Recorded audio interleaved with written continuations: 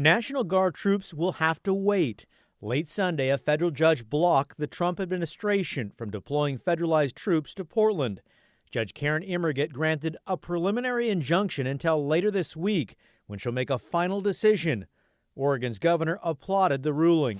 It's a win for democracy, and hopefully she's going to stay the course. The order comes after a 3-day trial that ended last week.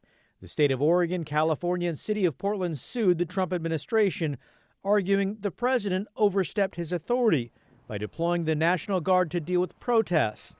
In court, the judge heard from a handful of witnesses and reviewed nearly 1,000 exhibits. We didn't want the court relying upon the president, who was relying upon social media, about what was really going on here in Oregon. Lawyers for the Trump administration argued the president was justified, and federal officers need help protecting the ICE building in South Portland, for months a focal point of protest.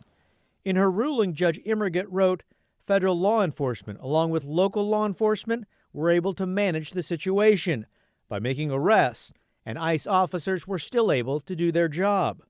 Willamette University law professor Laura Appelman says Judge Immerget's order signals she'll likely issue a permanent injunction by the end of the week. If there's a permanent injunction, that is not something that disappears in 14 days. But obviously, by the very phrasing of it, it's permanent. Bottom line, for now, the National Guard still cannot be deployed to Portland. The judge could rule at any time, but Friday is the deadline. If Judge Immerget grants that permanent injunction, it would be the final word at the district court level, but not the end of the case. The losing side will likely appeal to the Ninth Circuit, and it could reach the U.S. Supreme Court. And on it goes. Kyle, thanks a lot.